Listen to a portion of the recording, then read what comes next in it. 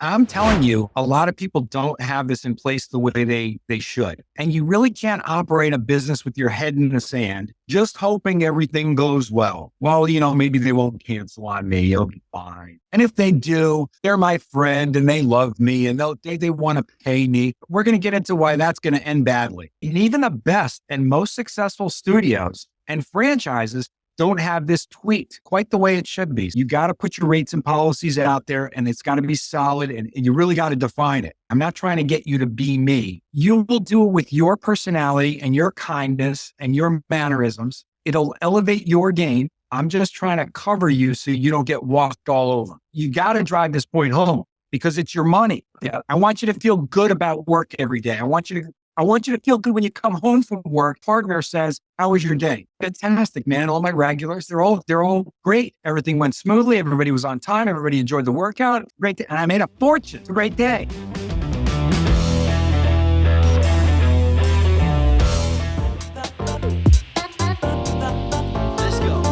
Welcome to another episode brought to you by Imagine Strength, the future of safe, simple, and effective high-intensity training equipment. Are you a HIIT studio owner looking for equipment that's not just top-notch, but also tailored to your specific needs? Imagine Strength is your answer. Inspired by the legendary Arthur Jones, Imagine Strength is revolutionizing the HIIT industry with their state-of-the-art yet affordable equipment.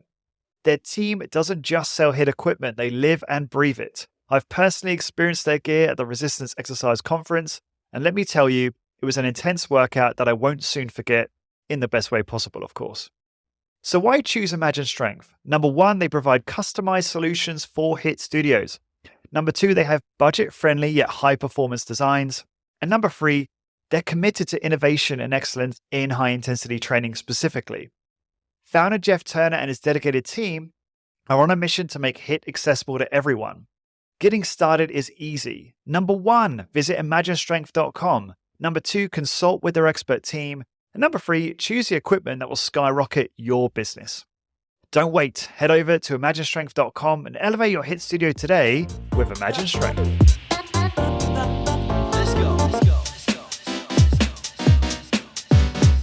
Lawrence Still here. Welcome back to High Intensity Business, your one-stop shop for elevating your HIIT business and fueling your passion for high-intensity training. This is episode 457, and returning to the podcast is your favorite, Pete Cerqua. Pete is a master high-intensity fitness coach and creator of the 90-second fitness solution. He has been professionally coaching since 1985 and is also a 5-time best-selling author for Simon & Schuster and Skyhorse Publishing, which include the books High Intensity Revolution for Women and High Intensity Fitness Revolution for Men. I think I've missed out the fitness there in the book title for women. Pete's coaching program shows personal trainers how to earn 7 figures per year and HIIT business owners in general. You can find out more about that over at highintensitybusiness.com/coaching, and you'll find links to Pete's services wherever you're looking at this. But that's not all. We are now offering you ready for this, Pete? A free 1-hour business consultation with Pete Cerqua. Yes, it's ridiculous. Think about it. Pete has owned and operated a studio generating 1.2 million. I was going to say 1.6 then. That's 16. 1.2 million for 16 years, and is prepared to offer you his services for free, which would normally go for around $625 per hour. And you can get a 1-hour free consultation where Pete will talk to you about your business, understand your needs, your goals, your vision, and share his insights on how you can dramatically increase your profitability. I think that is a no-brainer offer. What do you think, Pete? I think it is. I would like to explain. First of all, thank you for having me back on, Lawrence. Your voice is a little sexier than usual today. Anything that you're doing for that? I just try and keep getting better. I just take after you, Pete. It's like I told you. It doesn't matter how you feel; it's how you look. Right. You're doing great. You're doing Yeah. great. The free consultations, guys. This is. I just like to share this with you. I benefit as much as you do, if not more. I'm working on my next book. It's sketched out pretty well.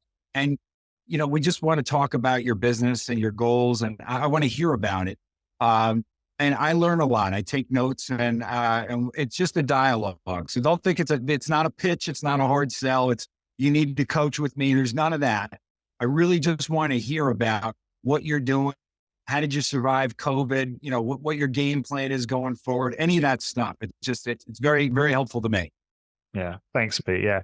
And I think it's important to say, like, I think the whole point of it is that we're trying to provide as much free value as possible. Like when you first suggested it, I was like, Pete, you sure that's a lot of your time? Your time is valuable. We've got all these other people who are obviously paying for services. And you were very generous and willing to do this. So I really appreciate that. And I know that, like, the people I reached out to suggest it have been like, wow, yeah, that's absolute no brainer. So we'll see what happens now that I've announced it on the podcast. But yeah, it's exciting. So look, today, moving on to the topic of today's episode, we're going to be talking about rates and policies. Now, this doesn't sound the most super exciting topic in the world, I think it's fair for me to say, but this is the type of thing that will make your business so much easier to run, potentially so much more profitable, and just more streamlined. Like this, okay, these are our rates and policies. This is how we do business. Everyone's on the same page. There's no confusion. So I'm excited to get into this with you today, Pete. So I'll hand it over to you just to introduce this topic to the audience. It seems like a redundant subject. It's rates and policies. Really, doesn't everybody have rates and policies? I mean, obviously they're charging a rate. The clients are paying a rate. They've got a good schedule going. So what's the big deal here? This is really, really interesting because, Lawrence, you and I, we're coaching a lot of people now.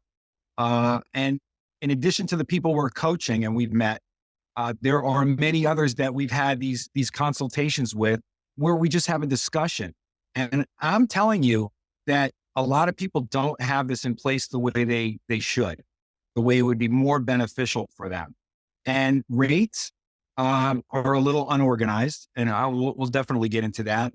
But more importantly, the policies. Policies are the scale is either non-existent to non-enforceable. And you really can't operate a business with your head in the sand, just hoping everything goes well. Well, maybe they won't cancel on me. It'll be fine. And if they do, they're my friend and they love me and they want to pay me. And we're going to get into why that's going to end badly. So you know what? Even the best and most successful studios and franchises don't have this tweaked quite the way it should be. So I'm really happy to get into this today. Yeah, I'm excited. Obviously, what I've done is you prepared some notes, which I'm always grateful for, and then I've added lots of questions. I've got a whole spreadsheet which is populated with needs and problems and questions that the audience send me over years now. So it's great because I can just do a Control F, policies, cancellations, and all this stuff comes up. So I've got some goodies to throw at you. One of the things I want to ask you, and hopefully it's not too early to ask this, is what's your take on the idea of case by case? I hate this. I know this sometimes has a place in business, but I can't stand it. It's the idea that every, case by case. So like if you've got a client with a specific problem, maybe they canceled their session for a particular reason, and then you go outside of your normal rules and policies, and you approach this on a case by case basis, which can get really time consuming and messy and frankly stressful. I know perhaps sometimes there's a place for it. I just want to know how you think about that as it relates to this type of stuff. Without getting into specifics, I can give you a rather specific example, which you and I know about. So as far as getting into a case-by-case basis, the answer is no. You want to set up your program. It should be solid. Okay. That being said, there are always exceptions. Remember, it's a personal business, personal training, customer service. I mean, there are situations that are going to come up where it's like, hey, listen, don't worry about it. I got your back. And that's part of the service.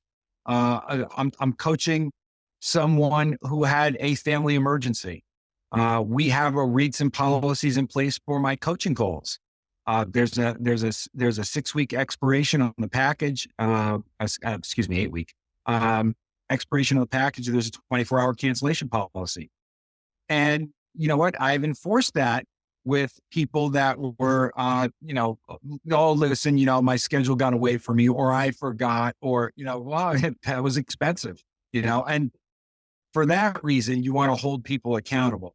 When somebody shoots you an email or a text message in the morning and says, I got a family emergency and, I got to head to get medical attention.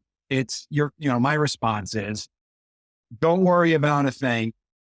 I hope all is well. I'm sending positive thoughts. And you know what? You reach out to me when the dust settles, and that's it.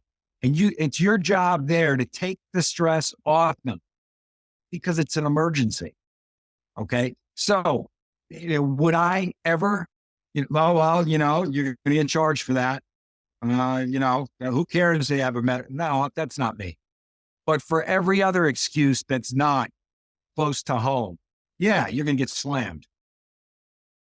Yeah, that's such a great way you address that. I don't want to sound insensitive. I think my fear of it is always if you're doing it, you're sort of being too lax on your race and policies, and then you're making exceptions left, right, and center. You got me thinking of an experience I had personally with a couples therapist that we were working with, me and my missus, and she charged us. I can't remember the details now, but she wouldn't let us reschedule a session in spite of the fact that one of our kids was sick and it was last minute and it just disrupted everything. And we decided not to continue working with her because we felt that she handled that very poorly, which also led to us talking to mutual friends and not referring her services. In fact, that, damaging her brand. And so that's what you got to think of, isn't it? If you're sticking to your guns when really you should be making an exception, like especially extreme circumstances like you just shared, you should probably you run the risk of damaging your brand potentially. Is that fair to say? It is. I would love to talk about this more because you're bringing up a phenomenal example, and we can go back and forth on this a little bit. So here's two ways to look at that. So from the therapist point of view, and this situation identically applies to us with our studios. I mean, identically, this is wonderful. So look at it from the therapist point of view. Are they canceling or trying to rearrange my schedule because the kid has a sniffle and they just don't want to come? Or is the child really sick? So they're trying to second guess a bit and they're trying to figure it out. And it's like, well, if you would have called or shot a message, however you communicated with your therapist, and you said, listen, we're heading to the hospital. Details later. We can't make it. If that was me, if I'm the therapist / trainer, if it's my business, Lawrence, don't worry about a thing. You take care of your family. We'll deal with this later. I've got your back. Boom. Okay. Now, if it's like, my kid's whining a little bit because he doesn't want to eat dinner. No. Bam, charged. So the therapist or the trainer has to try to navigate through that. Now, this is another great point, and you're bringing this up. You elected not to continue and not refer. And this is the nightmare scenario for all the trainers. Yeah. Right. But it was worse than that. It was like I was having a conversation with the person that referred her, and I said, and he wasn't massively favorable either. So I'm like, well, why did you refer in the first place? And it was like, okay, so this is this person does not look good right now in this conversation. And one of those individuals has not me, but the other person I'm referring to has a lot of influence in the space. So it's not ideal. Not ideal. Sorry, I cut you off. Let me ask you some more details. Can you, without getting too personal, how serious was the child's situation at the time? I can't even remember.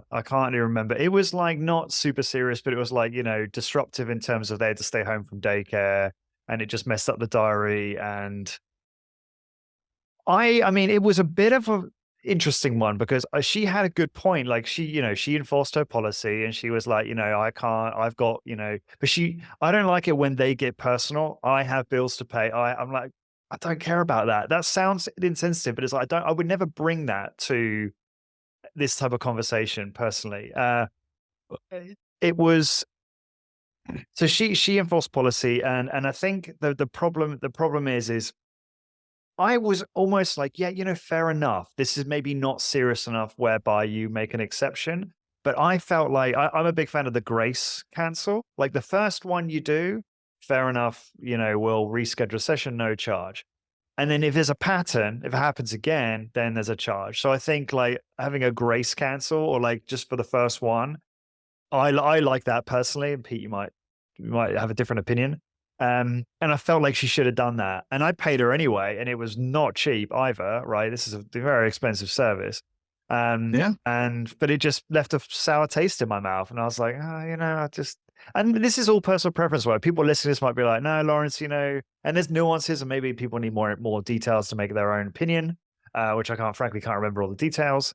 But I wonder if this is one of those things where a lot of it is like, it depends on your opinion, right?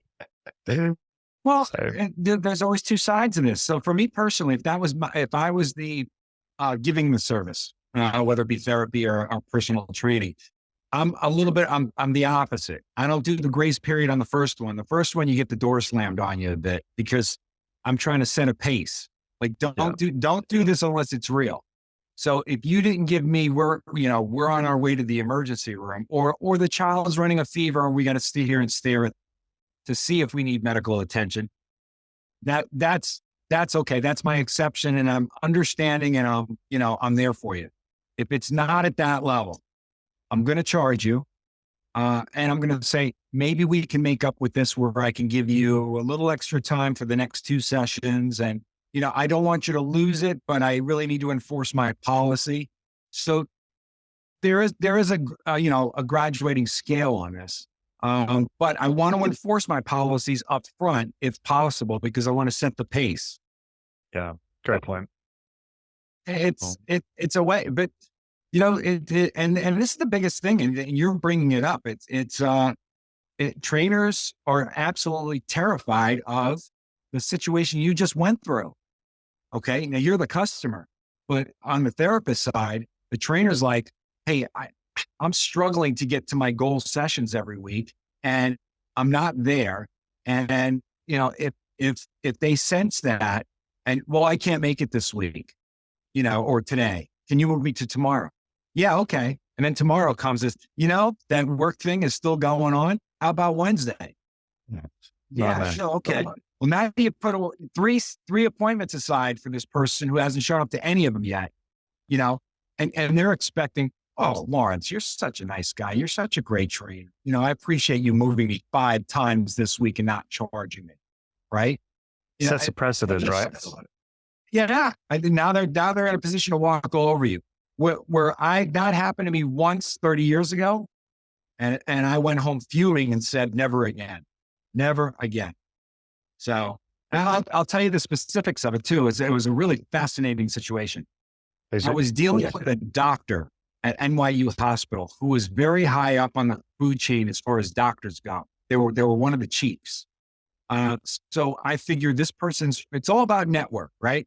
This person's network is huge, whether it be with patients, other doctors. These are all potential clients for me. Okay. This doctor was in poor health and largely obese, and really had a lot of weight to lose and a lot. So we couldn't push hard because of his poor health. A lot of medical issues, which is really fascinating, right? Doctors make the worst patients. This guy was a prime example of that. So we started a 3-time-a-week program. And then in between that, I said, listen, doc, you need a couple other days a week where you just need to walk. And the private gym that we were working at, which was in his apartment building, had an outdoor walking track in an apartment building in New York City. Fascinating. One of the only buildings in Manhattan that had this. So I said, tell you what, I want commitment from you, and I'm going to give you some commitment from me. If you train with me Monday, Wednesday, Friday, pay my rate, and we do these physical therapy type workouts, because I can't push you hard. That's why it's 3 times a week. I'm going to show up here on Tuesdays and Thursdays at the same time, and I'm going to walk you around the track to make sure you get your steps in each day, because you're really dropping the ball on that. You need 10,000 steps a day. You're getting about 2,000. So we're going to push this a little bit. What do you say? So now this doctor's making you're not the chief of whatever in a department, and you're making money. Okay. And this is 30 years ago. And, That's so nice of you. Yes. So we do it. A week or two go by, and he calls me up on a Sunday. We don't have text or email yet. On Sunday, he calls me up and says, listen, can't make it tomorrow. I'll see you Tuesday. Yeah, sure. No problem. Don't worry. No problem. Right. Now he called me Sunday night for a Monday morning appointment. So George, right? He called up. He was off the phone in 5 seconds. No problem. Tuesday, I show up. We get our steps in. Tuesday night, he cancels for Wednesday morning. Right. Same thing as Monday. Listen, no problem. But I will be able, hell or high water, I'll be there Thursday. Okay. Thursday, we get the steps in. Thursday night, he cancels for Friday morning. Turns out that he was at the end of his session package on Friday. That was his last session. He had to re-up or bring me a check. Back then I was accepting checks, cash, and I didn't have credit cards sent up 30 years ago. So Friday night, Friday afternoon out after our appointment. Hey, listen, doc, you're up for a new block of sessions on Monday. Can you bring me a check Monday morning? Oh, no. I still have 3 left. How's that? Yes. Well, I canceled. I'm like, no, we haven't, you can't cancel. So you canceled the paid sessions and you kept the free sessions out of the goodness of my heart. Was that your plan for the week? Well, that was his plan. I mean, talk about cheap and dumb for a very intelligent guy. So I'm like, you got 2 choices. Do you bring me a check on Monday and don't pull that again? Or I dump you. And I tell you, you're worried about, well, I won't refer anybody to you. I'll tell everybody in the medical network what you pulled. Let's see how they feel about, what a cheapskate kind of a move that was. Right. So I challenged him on it. We parted company. He wasn't going to bring me the check. No problem. I damaged his reputation more than mine. And I got more business from it. Now, How so? Well, people are like, he's not messing around. So people would call me up and say, so you gave this guy 2 free sessions a week because he's so unhealthy and then he did that. I said, yes. Wow. That was really, really nice of you. Are you available? I'd like to come in and meet you. So would he have told these people, or you would have told them during, so-and-so, oh, do you know, I used to train him and this is what happened. That's how it would go. Right. Yeah. Okay. Yeah. Well, he was referred by a doctor. So, when the other doctor comes in and says, hey, you still working with, Right. No, funny story. You want to hear it? Okay. And of course they want to hear it. That's funny because that's a fine line, isn't it? Because you also don't want to badmouth other people. I don't know if I'd be comfortable with that. Is that not maybe a New York thing back then? I don't know. Do you know what I mean? Like I wouldn't want to even go there. I'm a personal trainer making an hourly wage. It was $50 an hour back then. Yeah. And, in their hour sessions and I'm trying to go client to client, which is a lot of travel time, a lot of work. You could do the math and figure that I'm a 6-figure-a-year trainer, just barely, right? These are 7-figure-a-year doctors. Mm-hmm. Okay. So it's like a doctor at this level going to a very, very nice restaurant in New York City, right? And not tipping the waiter. Mm-hmm. Really? Why? Was the service exceptional? Wasn't the decor, look at the food? The chef is phenomenal. It's 5 Michelin stars. You're not going to tip the waiter? Like, are you kidding? So that sort of thing would be, I mean, I understand the tipping culture. I mean, what he did to you would be very much frowned upon. It'd be put in the same category as that in that sort of business culture of the day. Would it be the same now? Yeah, yes. And I would handle it the same way now. Yeah, okay. Absolutely. So because I want my reputation to go up. Yeah. Oh, I see. Oh, because you want people to think that like he left you because you did a bad job. Oh, I see. Okay. You wanted to be clear on why he left. Oh, absolutely. Yeah. Yeah. Well, I'm not working with Pete anymore. Why not? And then he's not going to say because I stiffed him on the paid sessions and I took the free sessions, right? You got free sessions. So I needed to get that story out. I needed to spin that and show my end of it quickly, which only made me look better. Well, I was charitable to somebody who didn't need charity, but because of his health situation, I put my best foot forward and he's still trying to stiff me on that. Okay, great. I got more business from it ultimately. You got to put your rates and policies out there, and it's got to be solid and in writing and on your emails, and you really got to define it. Yeah. So just to summarize this intro, this is only an intro, Pete. We're basically recording an entire podcast.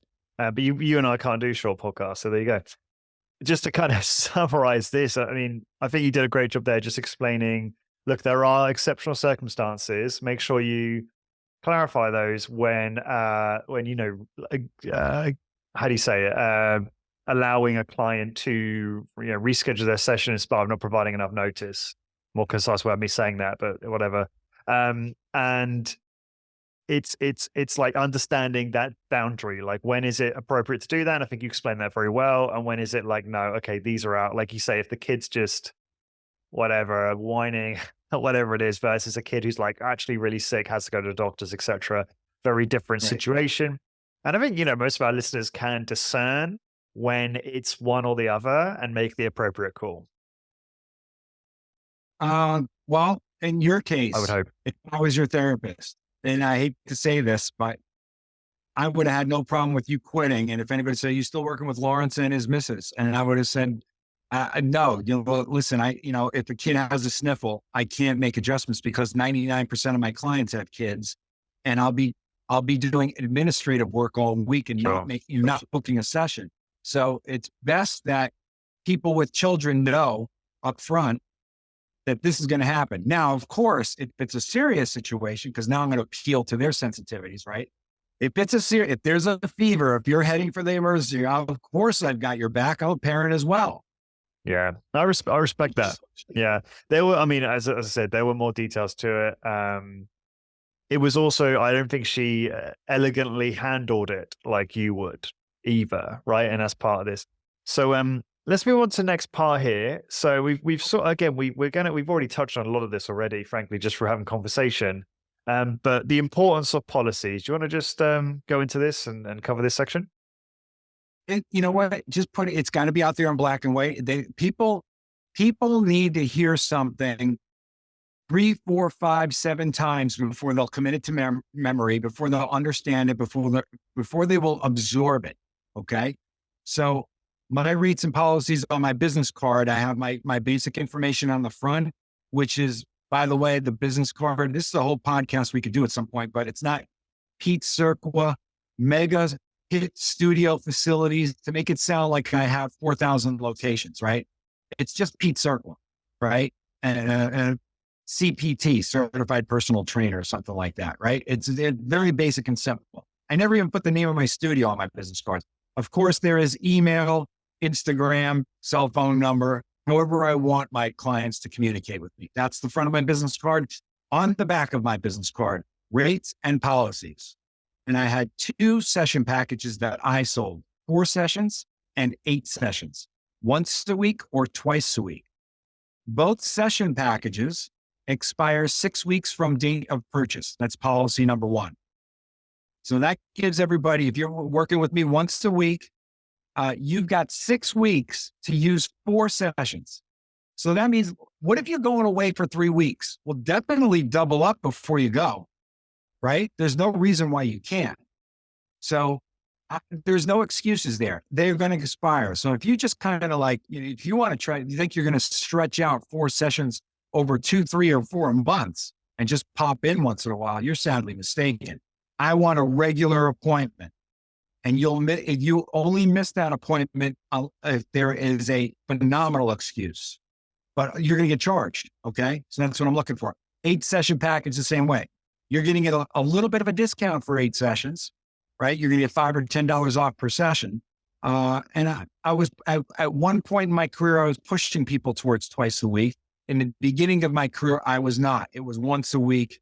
I don't care what you want. So, but I was trying to make a name for myself and move the industry forward. Now with the twice a week people, they see that little bit of a discount.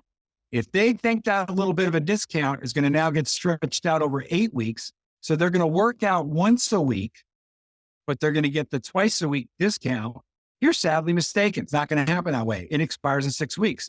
So after 6 weeks, and I've got dates on my chart, purchase dates, and it's easy to track. It's very easy.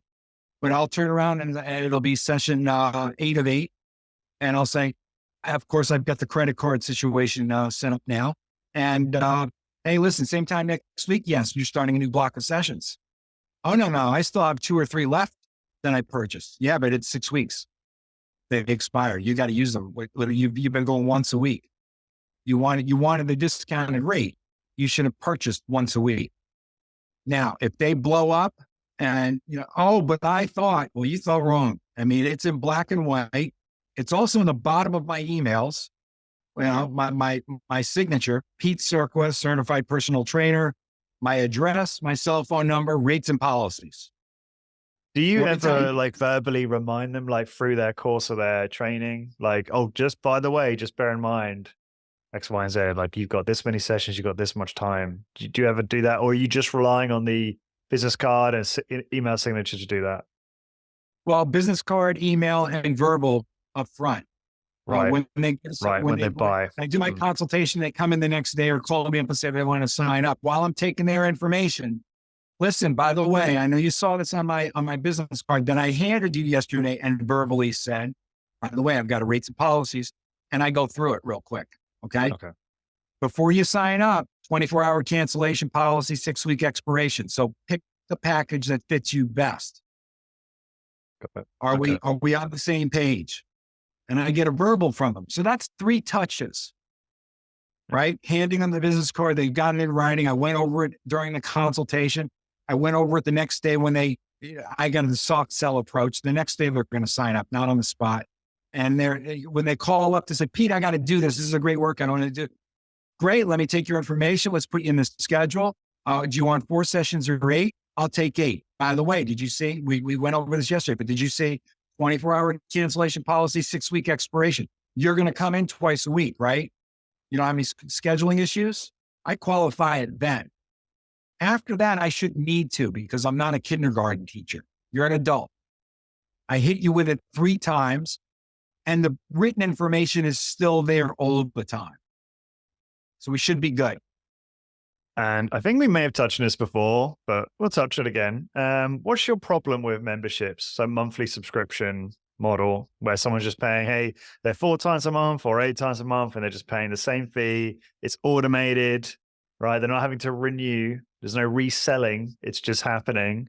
But they can obviously, the best practice, I guess, that most of our colleagues would suggest in this context would be that it's a monthly contract. So it's not a long-term contract. There's no initiation fees. There's no cancellation fee.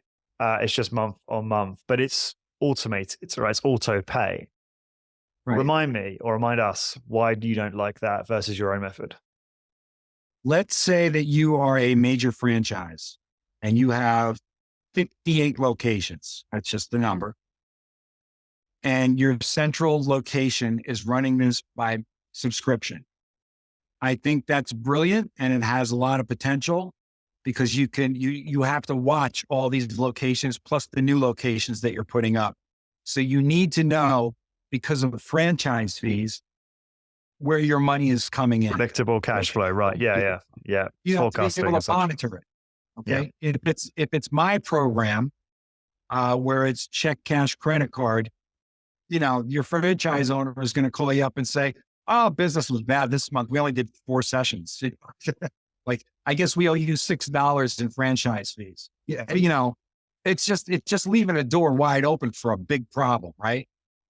So in a franchise situation, in a very massive scale, I see the subscription. There are things that I'm doing currently to tweak that a bit, but I get it. Now let's talk about me, you, and everybody that's watching this podcast who is a one-on-one trainer with the studio. And I'll get back to my point I made just a few minutes ago. Or a small business with a few trainers, that type of thing. Yeah. At the most. Yeah. You're a studio. Sure. You are one location, right? Maybe you're 2.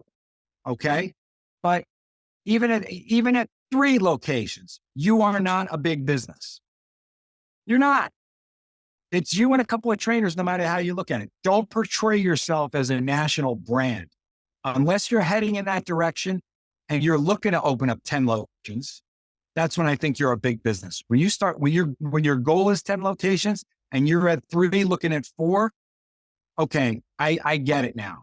Anything short of that, And that's 99% of the people on this podcast, watching this podcast. Yep. You are a one-on-one trainer. You have to deliver exceptional customer service. And my program delivers exceptional customer service. So 4 sessions or 8 sessions. There was an occasional 12-session package, which is 3 times a week for physical therapy purposes. I am not a licensed physical therapist. I did not want to lose sessions, and I knew I could do an excellent job. So if a client said, Pete, I was out this weekend with my family. I was running on the beach on vacation. I twisted my ankle. It's swollen this big. What should I do? I probably need to take about 3 months off. No. I'm going to sign you up for a 12-session package. You're going to come in 3 times a week. I'm going to work around the ankle. You're going to have it wrapped up by your doctor. You're going to be on crutches or whatever you're going to do. You're going to follow your doctor's advice. I'll take care of all the rest. We could still do biceps, triceps, shoulders.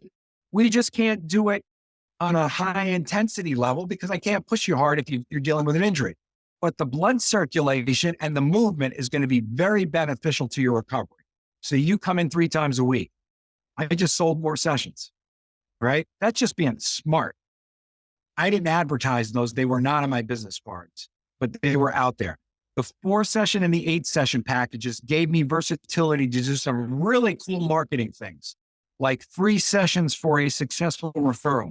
I have a referral program that's phenomenal. The expiration date that goes on these things. You really want to be on top of it, and it's got to be part of your workout chart. And I've coached and spoken with studio owners that tell me, you know what I do is like every 3 months, I sit my client down and I review their strength progress. And I've got this really cool machine that I spent thousands of dollars on that gives a breakdown of their body fat level and their strength and whatever, right? There's all these machines out there. And I'm like, wow, that's a disaster. No, that not only is that not going to work, it's going to cost you money. You're not going to make money with it. Why is that a disaster? No machines.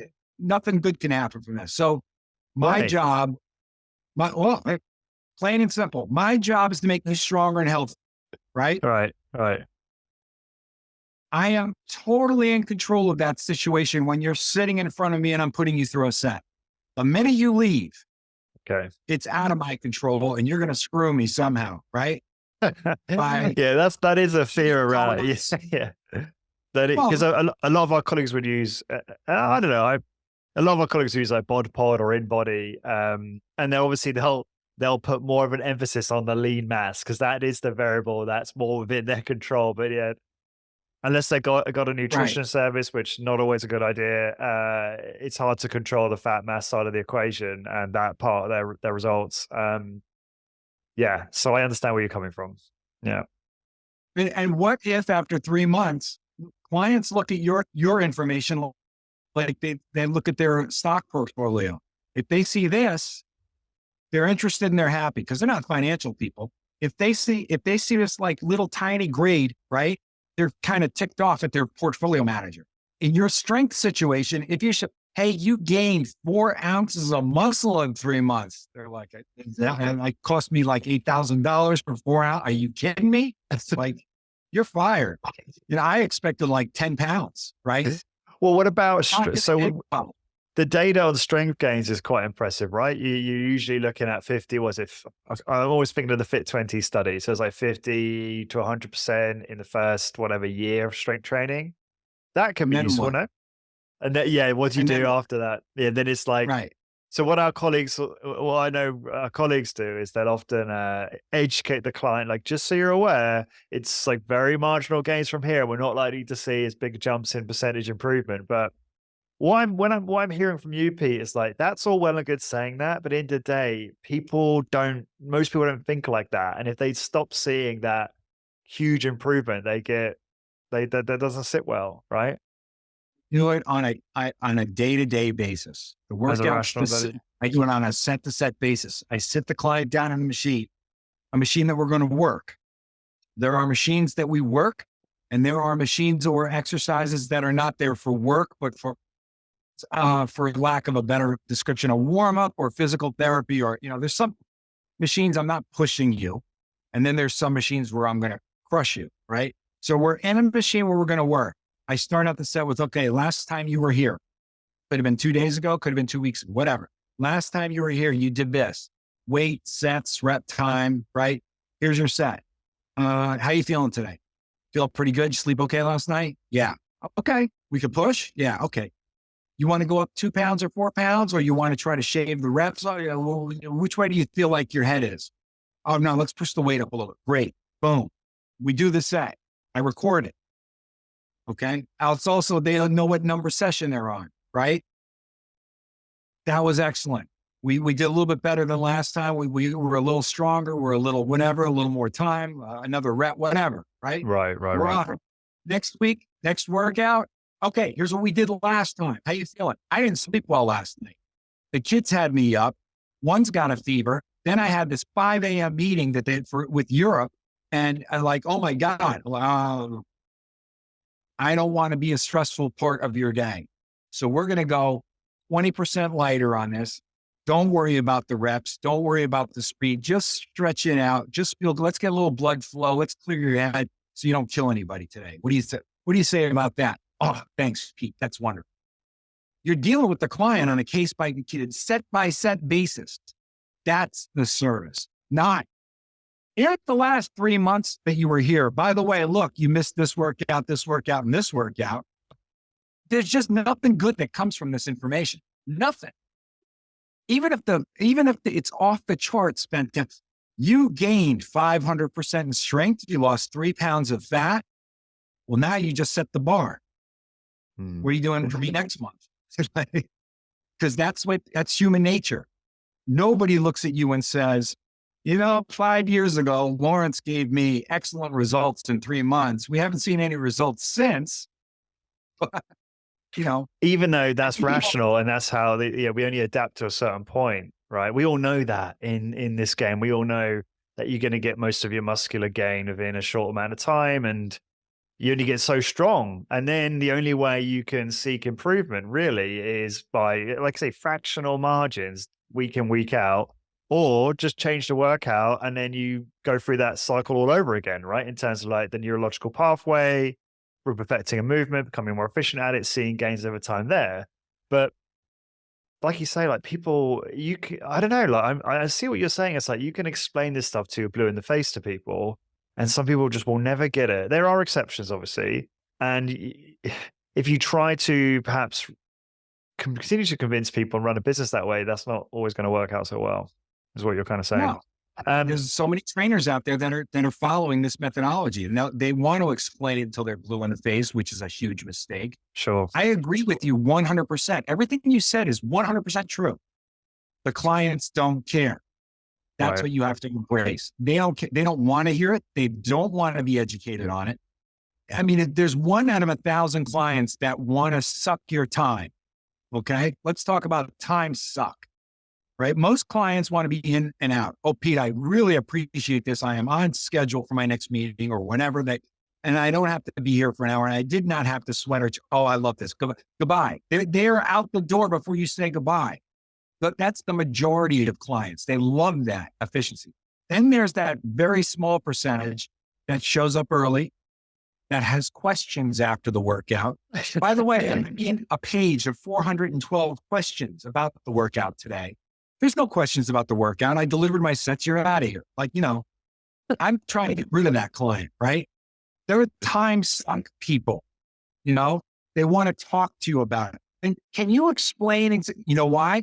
Because they don't like that they're paying you $50, $75, $100, $125 for 15 minutes. They did the math and they say, no. I'm going to get 30 minutes out of this guy somehow, every time, right? I'm going to get double. So it's like I'm getting 50% off. So they don't walk out the door. They'll stand there and make you late for your next session. And you're like, I fire those people. I get rid of them. I understand that. Can I caveat that? I do think, this wasn't quite necessarily as available back in your day, Pete. This makes you sound, I aged you with that comment, and mean too. But obviously today, what I think is a great idea is obviously email newsletters, social media, where you can educate at scale automatically 24/7. And you can just say to these clients who've got all these questions, hey, look, follow us on social, we'll read the newsletters. I don't know what you think about this, Pete, but I would invite, for instance, if you're just starting out, you've got a team of trainers, I'd invite them to email you their questions. And this, you can ask them in your own time over email rather than a phone call or something like that. I don't know. I feel like we're talking about personal training, personal service. Right. It shouldn't obviously infringe on your schedule and other clients' time, but I think if it can be handled like that, that seems good to me. Right. How do you feel Nope. about that? You're still Absolutely not. you know, okay. I don't want to educate. I don't want to educate them, especially in this day and age with Google. Okay. You don't want to be competing with Google. I want people to come in because they see my face and they love coming into my studio. They see me and they know they're going to feel better. They know they're going to get a good service. So you don't think there's any need to educate? Details. Absolutely not. Education is a disaster in this business. Wow. Absolutely Interesting. not. I mean, at the very, very beginning, I give a little tiny bit and I give it so broad. My education is, did you feel that? Did it feel different from the way you do it at your gym? Oh my God, I felt that. That's my level of education. That's it. We're done. They don't need to know about the cam and the stack and the 2 pounds and the time. They don't need to know any of that. They need to know that I will deliver that every time for you. I will. Okay. If you educate, here's where you go down the wrong road. You know, it's all about time under load, and it's this many seconds that we need to do to achieve this level of inroad. They go home and they Google it, right? And while they're Googling it, they come across some steroided guru who says, well, actually, I do it this way and I do tweak it this way. And it's much better if it's 3 times a week or it's once every 14 days. Then they come back to you with, so you say it's this. Yes. Well, I looked up and he said it's this. I want them in and out. Now I got to sit there and debate this. No, I'm not. Now, my hard and fast answer is he's an idiot. You can train with him or you can stay with me. Choose now. I shut it down fast. That's with or without the internet. Because if you don't shut it down, now you're competing every week. And there's enough sharks out there, sir. Okay, one last question. I know I'm digressing. What if, let's say you send a weekly newsletter out about, you got clients who really care about their health, right? Middle-aged, senior clients tend to care more, obviously. And you send a weekly newsletter out about high level, easy to understand layman terminology about the benefits of myokines. This is a common thing that our colleagues do. I do it, right? For Optima. And you're going to tell me you disagree with me, Pete, but it's fine. You're educating them on the benefits of resistance training high level, not, Arthur Jones did this and we do time and load. You're not talking about that. You're just talking about the benefits of what they're doing or what they're thinking about doing, right? Is that different? Is that okay? Because that's educational, but it's also selling the why behind what they're doing. What are you still selling? don't like that. What are you selling? It's a massive waste of time. You're not focused on the goal. If I'm doing 120 sessions a week, where do I have time to put together a newsletter? Oh, you just have to be really efficient with it. If it's a weekly newsletter, now I'm looking desperate. Okay, so ladies and gentlemen, you will notice that me and Pete do not agree on everything, but we're still best friends. Good. That's good. No, it is good. I love that. I value it. Is good. But if I'm your coach and you hired me to double your business, double your income, not increase it by this much on this scale, you want double the amount of money, I'm going to give it to you hard and fast. You're going to get this is how you do it by next week, Lawrence, not 12 months from now. Hopefully we go up $5. You want double yesterday. Yeah. That's how I deliver. Fair play. Yeah. So and who do you listen to? The guy that ran the studio that did 1.2 million or lowly me? But no, it's good stuff. I know. More people are going to like and listen to you. You're I'm not that likable. So. Well, I don't know. You're like Marmite, Pete. Oh, that's probably a bit harsh. Do you know that reference, Marmite? Marmite's it's like a British, like a spread you put on toast or bread or whatever. And it's a type of taste where some people absolutely love it and they're like hardcore fans, and some people absolutely hate it, right? And I was being a bit harsh there because I'm saying some people listen to you and they love you, and some people hate you. What I always remind people who might be cynical of you is, Pete's a bit brash and a bit, like, gives it the big one on a podcast, but really he's like really nice and he's a sweetheart and he's super humble and he's a great listener, because you are actually a great listener and a great coach, which is, I don't mean to start selling Pete now, but it's like the blend of your expertise and pedigree and hit and your actually ability to coach an individual. Like those two things are so rare, obviously super niche, but it's the fact that you have the ability to like listen and you listen to me talk nonsense all the time. And then to really just understand someone's situation and then tailor the advice, I think is like, because this is the thing, like you could have that and not have hit skill, a hit background and still add a ton of value in a coaching session. Because really that's a lot of it is obviously just being a great listener, a great soundboard and asking the right questions. So anyway, I'm going to stop selling you now, Pete, but I did just want to mention that because I really like that. So, all right, let's get back to this. So, okay, I had some questions, but I'm going to park those because we've got more stuff we need to cover. So we're looking at importance of policies. Okay, you were talking about okay, maybe I've lost track here, but you talking about trainers hesitant to enforce policies like 24-hour cancellations and session expiry dates. Okay, you covered that, didn't you?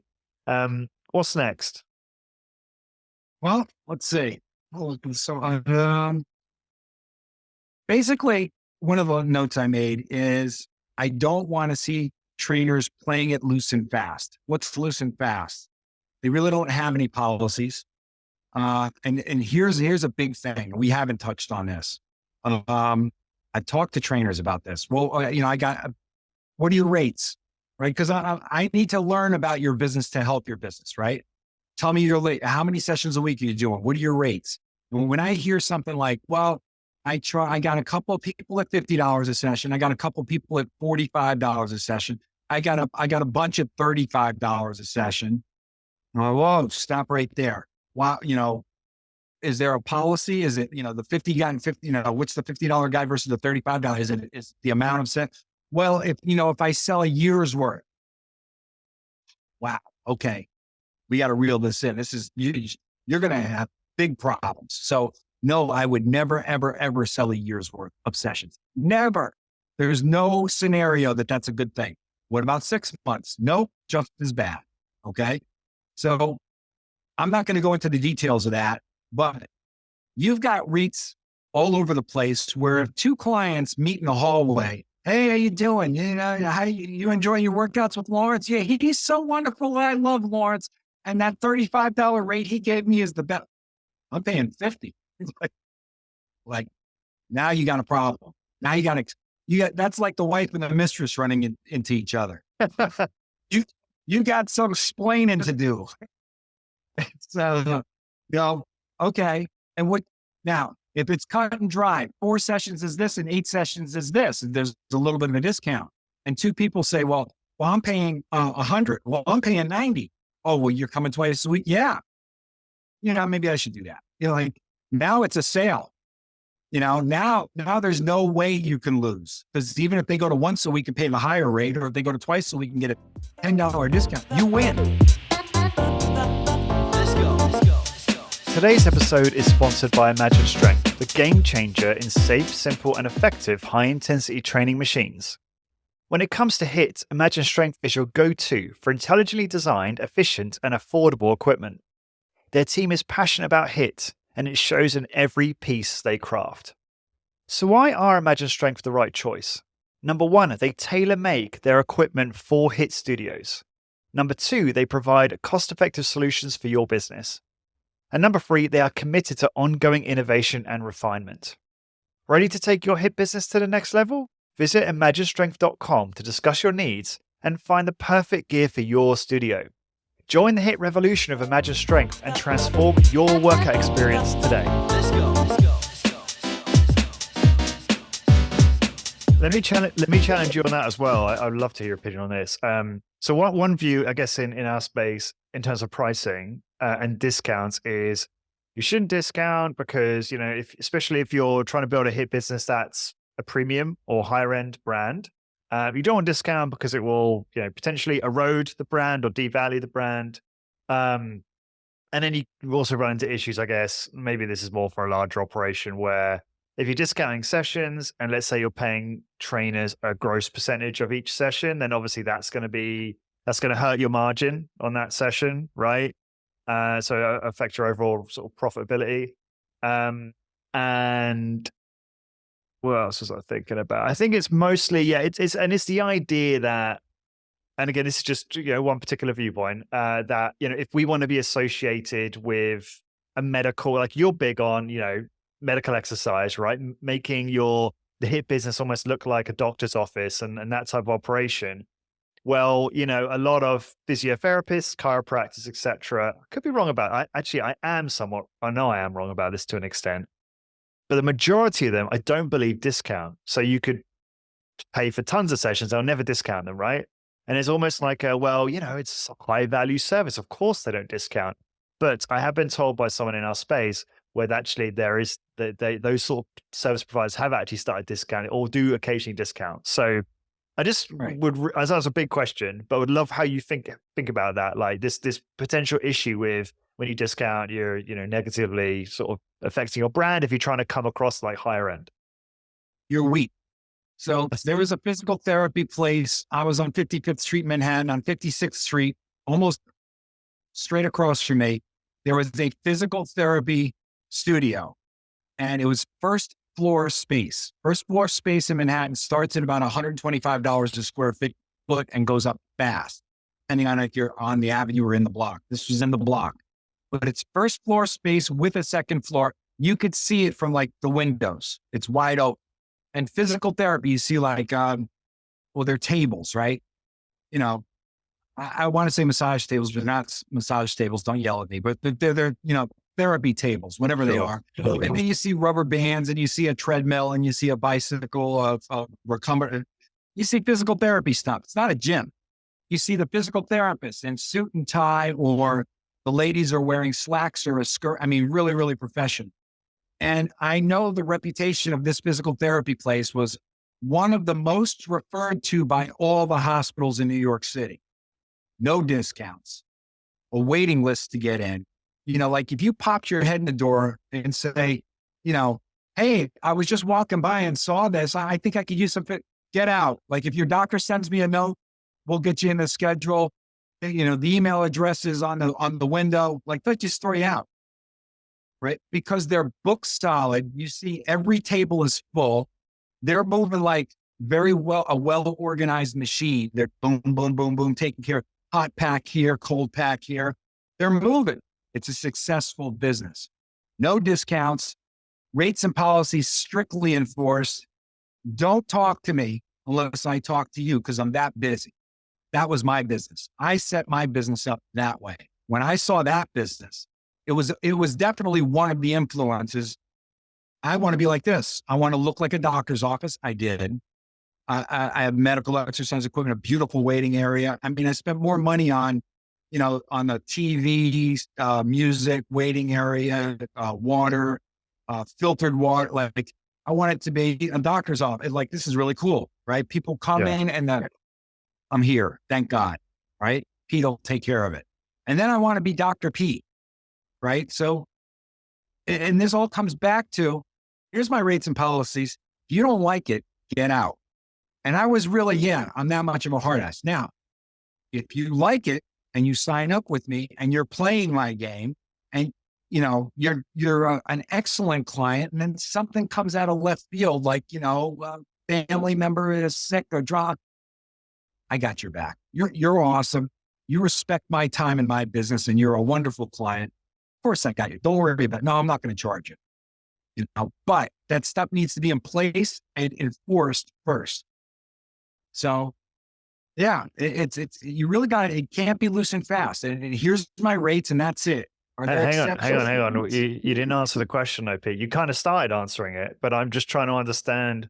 So the physio that was a big inspiration to you, they didn't discount, right? No discounts. However, what I'm asking, but you are an advocate of discounting 8 times a month to encourage people to train more frequently, potentially. Yet that conflicts with trying to maintain that image of being like, a physio or a medical exercise establishment. Oh, once a week is, $100 and twice a week is $90 per session. Is it a discount? It's an incentive to work out twice a week if that's what you're promoting. Okay. So it's a marketing tool. It's not I don't like looking at it as a discount. That's just, why should I come in twice a week? Originally, I didn't discount. Because I was trying to push people towards once a week. Well, if I want to come twice a week, is there any? Nope. It's the same rate. Well, 3 times a week. Yep. Same rate. It's, so if you were super busy, you wouldn't be discounting that. So you're almost suggesting that new businesses or businesses really trying to grow sessions should consider, I know discount maybe not the right word, but a lower rate then for a higher frequency of training. But there comes a point where you're changing that because you no longer need to do that in order to fill those sessions. Is that kind of what you're saying?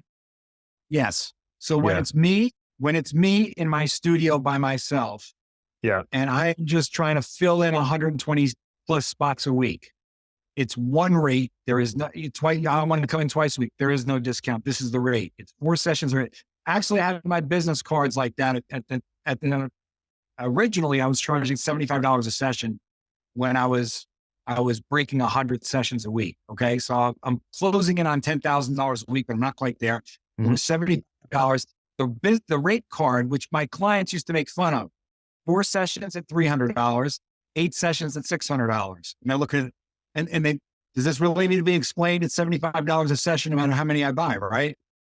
And I'm like, yeah, it doesn't look stupid, but believe it or not, people, well, can I come in twice a week? Yes. How much is it? 600. Like, so I wrote it down. So I did it that way. And as part of my rates and policies. But in the beginning, now I start to hire trainers. Now you're marketing trainers that are coming in. The trainers have to duplicate you, right? That's not easy, right? The bar is set pretty high. The clients love you. And you're going to now dump new people up. But you know what? Hey, listen, so-and-so referred me to you. I don't have any room in my schedule, but I have these 2 nice trainers right here. Oh, but you could save a little bit of money. I have to market the trainers. So that's usually where that's going to come in. Otherwise, if it's just me alone, it's one rate and that's it. Do you know what? You have so many great stories that what often happens is I ask a question and then you tell like a really long story and then we forget about what the hell we're talking about. But it's like the wife and the mistress running into each other. Yeah, right. But it's great because these are great stories and hopefully they're entertaining. They're at least entertaining to me, Pete. And so it's all good. Where else I want to get to next? So, you said there, be solid with your policies. Don't be run fast and loose. So I had a question a while back from a chap in our space, Richard. And hopefully he'll listen to this. I'll certainly send this to him. And he said that he was dealing with some real issues with client behavior as it relates to being difficult with late cancellation policies. I don't have any more info than that. So I'm wondering, have you come across instances in coaching or yourself where you have a policy in place, you have a client who's not happy with it? When is it a time where it's the policy that you may need to amend, or maybe it's a difficult client? Can you maybe you spoke a bit about this already, but just give some more thoughts on that. In the beginning, when you're building your business, you're going to eat a lot of crud, is the politest way I could put that. Okay. You're building your business. One of the things I teach is always operate from a position of strength. Well, what if you're not strong? You got to deal with it right now. So you put your rates and policies in place and you're at 10 sessions a week and you're struggling to get to 12. Wow. Those numbers are in the basement. Okay. These situations are happening more than you think. So literally 10 sessions a week. Now you're trying to get to 12 and your 2 or 3 time a week client, which is literally 20% of your business, right, is jerking you around with cancellations or move my appointment or, I wanted this, whatever. Guess what? You got to deal with that. But you deal with it, sure, no problem. You can walk all over me. But every time and that has happened to me years ago. And excuse me, my nose itches. Every time that happened to me, inside I'm going, I'm going to get 20 more clients and walk in one day and say, guess what? I have no more rings, or I'm going to double their rate. I'm just going to stick it to them and it's going to be public. I'm going to let everybody know what I did to elevate me. to the next level. I'm building my brand. So yeah, I've had clients like that. And the day I got to walk in there and say, hey, listen, I got good news. And I would do it so sweet. Hey, listen, you know how much I love you, right? You know, like it's you, you come in 3 to 5 times a week, which is bullshit. They cancel 3, you know, and you're so wonderful for all these years. But unfortunately, I'm so booked right now that I have to double your rate, or I can give you to one of my trainers, or like whatever I'm going to stick it to them with. I love doing it. They're I kind of did mean. my career. It's crippling. It's cutting their knees out from under them because they were a royal pain in the ass. You understand royal pain in the ass being from Ireland, right? So I'm not from Ireland. I live in Ireland. I'm British. You know that. oh, even better. You definitely know royal pain in the ass. Okay. Exactly. A royal thorn in my side. They were torturing me, and I had to deal with it because I had no money, no business, and I was building. I was in the building phase, so I had to put up with it. But then there comes a point in time where I'm strong and the referrals are rolling in like crazy. I don't need you anymore. I'm not putting up with your crap. And here's the rules: take it or leave it. And by the way, I'm leaning towards leave it because I don't like you that much. And 9 out of 10 times, they pay you double and they get in line. Right. Because This is they true. see how strong you are. Yeah. When somebody sees you as weak, they walk all over you. When somebody sees you as, I hope to God you don't sign up with me. I don't need the extra work. You're just, you know, I don't even want to know your last name. Yeah, I think about it slightly differently, although maybe it's the same thing. It's like you're more in demand, you're more desirable, you know, your time is more limited, therefore there's more desire from them to want to work with you. It's less about like you're weak, I'm going to walk all over you, although there is maybe an element of that too. Maybe we just see it slightly differently, but that's interesting. It's the same thing. Yeah, I guess so. So session expirations, sorry, explain. You've talked about this a bit already. I was curious, you know, you mentioned yourself four times a month or once a week, and then 8 times a month, twice a week, and then 12 times a month on special cases, right? Or 3 times a Yes. week. How do you, and literally it's funny because there's a discussion right now in Hit Business Membership with James was asking about moving away from selling 4.3 weeks in every month. So like, you know, you're selling 4.3 sessions, right? Every month as opposed to 4 sessions. But this gets back to I'm trying to make this not get all off track, but this gets back to the idea of when you make your business complicated, customer just doesn't understand or doesn't get it, and it just causes confusion. I reckon this is a big thing to do with, you know, Donald Miller in his marketing books. He talks a lot about like people always looking to conserve energy, right? This evolutionary thing. Like whenever we're marketed to or sold to, or someone's explaining something to us, we're always just trying to conserve energy and use as little as possible. And so if you can make whatever it is simple and easy for us, it's much better, right? So anyways, for example, in our own business here in Galway, optimusstrength.com, you know, we moved away. So we had an issue with just a huge misunderstanding across the client base regarding the session price. Because we would say, oh, hey, once a week is €150 a month. But we would say to clients, it's actually 35 a session, because the way you work that out is you amortize it across the whole year, you know, times 52 and then divided by 12, and then it works out to be 4.3 sessions a month. But it's just a mess because when they try to calculate, like, well, hang on, 4 sessions a month, that's less than 150. It's like, whatever it is. What is that? 35, just 140, isn't it? 140 a month. Yeah. So anyway, we've gone back to like super simple. Okay. We're not talking about session price. It's this much per month. If it's 4 times a month, once a week, it's this much per month. If it's twice a week, it's this much per month. Let them backward engineer the session price, right? And it's just simplifying things. So anyway, back to the original question. How do you think about this? So what a lot of our colleagues will do, and sorry, James, if I'm not bringing your question up because I'm not going to like get into that, all the details of it right now, but it's like, if you only charge for 4, this is how you get around it, because you're charging 6 weeks packages. You're not doing it month to month. That's it, isn't it? Yeah. Okay. That's one of the It's reasons the why you're fans doing expiration. it. I don't do month to month. I'm looking to get 48 to 50 sessions per year per client. Okay. Very, very few. And when you get them in a routine, you get the right clients. very few take a vacation, very few miss. And it's cultivating a garden, okay, you suck. You're late and you quit and you, whatever, you're done. You're out. I replace you with this guy who's like clockwork. Boom, boom. I have clients that were 7 a.m. Mondays and Thursday morning, waiting for me, for my 6:30 to be done, 6:45 to be done. Right. Like you can count on them. And like to the point where if you don't see them, the world came to an end. There's a disaster, like, run and check the news. Yeah. For 25 years, I'd have these clients. And that's what I was looking to build. I'm looking for these clients. I'm looking for clients that are waiting on me, value my time, don't even squawk about my rates and policies. They just pay. And it might even work out 52 times a week, 52 times a year with me. I love that. So you would calculate, you look at your clients, see how many sessions you count them, like how many they've done for the year. Like, who is that? What was that avatar for you? Like, if you had to describe that person that fit all that criteria and behaved in that way, I'd love to hear, like, who was that for you when you were operating your business out of New York City?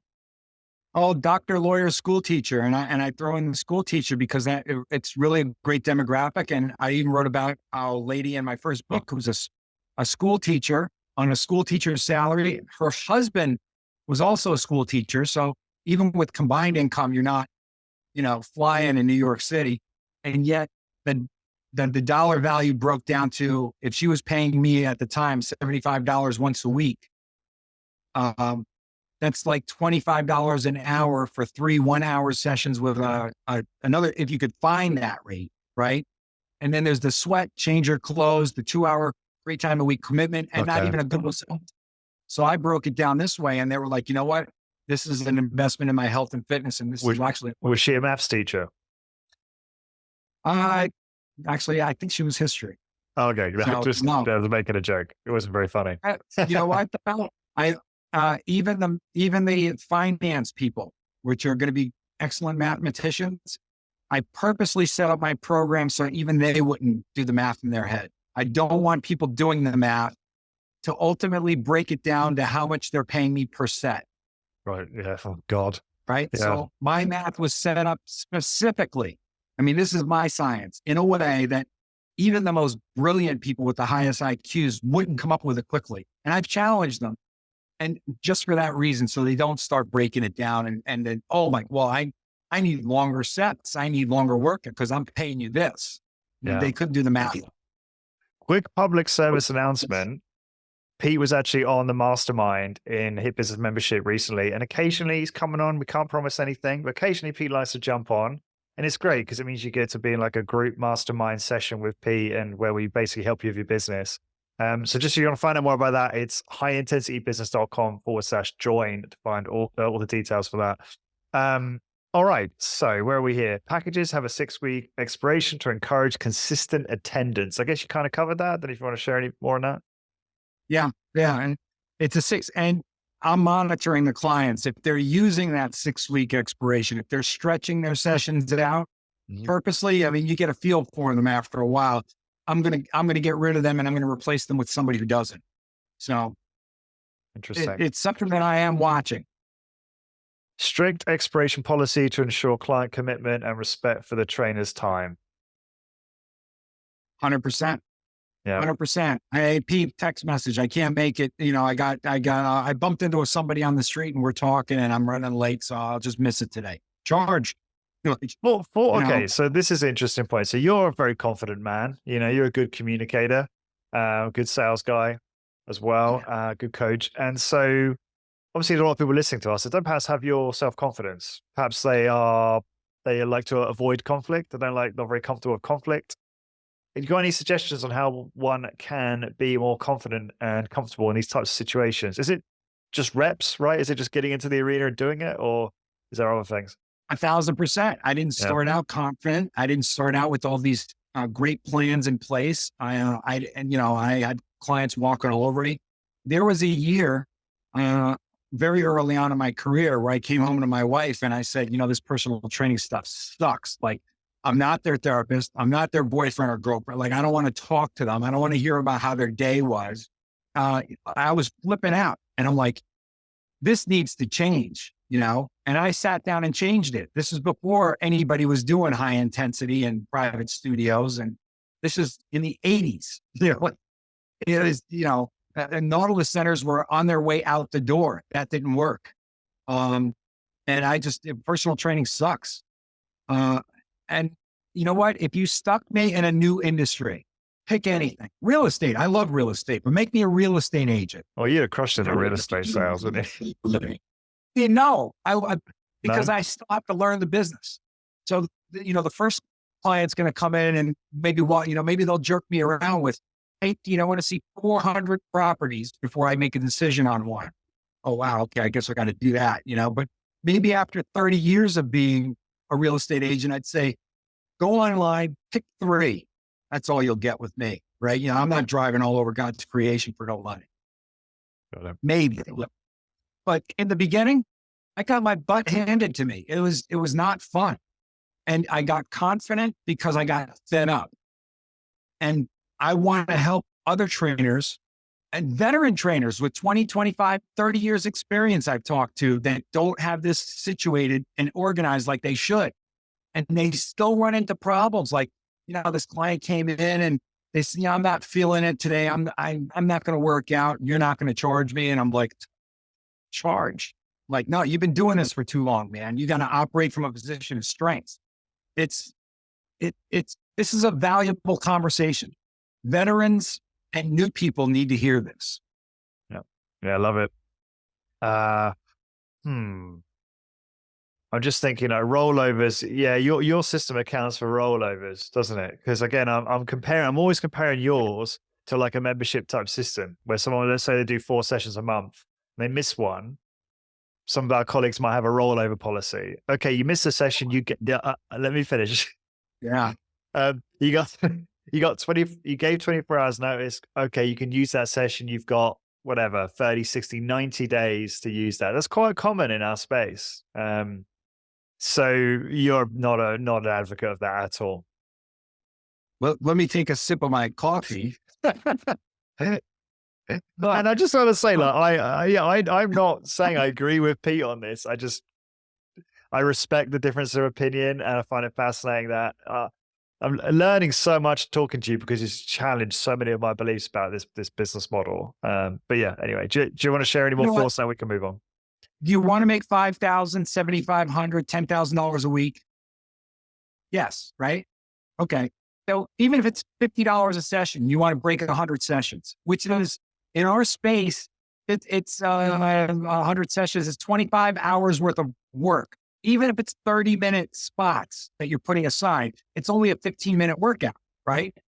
So 25 hours of work. I know you got to devote 50 hours towards your 100 sessions, but if you want to make that kind of money and you want to do that kind of volume, because when you get to that level, you have now choices. I can hire a trainer or 2. I can open up a second location, whatever your choices are, whatever your aspirations are. You need to get to that point. Do you really want to be sitting around going, I think I owe you a session from last month. We're going to carry some. Are you kidding me? Like, no, I owe you nothing. You are here. You're in, you're out. Sign up. Don't sign up. I don't care. You got to be a well-oiled machine in demand, just like that physical therapy studio. Shut up, get out. I agree. But what about if you've got software doing a lot of this for you? Eh? You don't like software. I never got on board with that because the minute your machine, your body fat machine, your scale, whatever, the minute the machine or the software step in, you're now taking away a level of customer service that only I can deliver. I'm not saying the machine and the software is better or worse. Sure, I'm sure the numbers are like spot on better, but they can only cripple me or slow me down. If you gave me your business, I'm throwing the software out. Like, it's just you. Like, what do you need software for?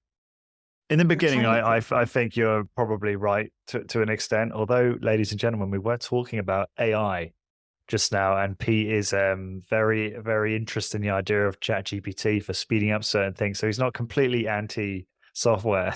Yeah, it's for editing. I wondered if editing my book would have been ChatGPT. Right. But I haven't done it.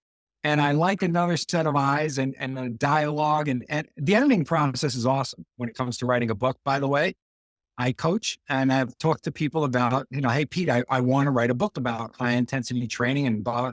Can you tell me how you did it? The answer is yes, I can. Another subject.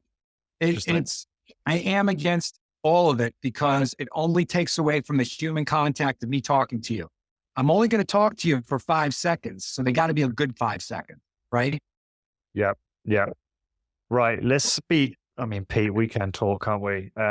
Let's speed through these, shall we? So I'm just going to pick some things that I think are going to be, so we touched on rollovers. Yeah, I feel like there's a bit here on, client perceptions and respect. And I think you've really you really made that clear, like how you're asserting yourself to win the respect of your client and the respect for yourself. Experience showing clients more value there. And okay. Handling last minute cancellations. I feel like you've covered that pretty extensively. Would you say? Yeah. Yeah, there's definitely different scenarios for that. We covered them. Yeah. Oh, importance also. Yeah. Okay. So what about this? What about charging for missed sessions? Okay. Now you've covered that. You said about charging missed sessions as policy to maintain professional boundaries and respect. What about, how would you go about preventing cancellations, right? Have you got any thoughts on that? How we go about, is it about finding the right clients? You were talking about, you were trying to cultivate that garden, find that right avatar and replicate it, right? Is that Right. the way we do this? Or is there other methods that you have for getting clients to stop canceling or prevent cancellations?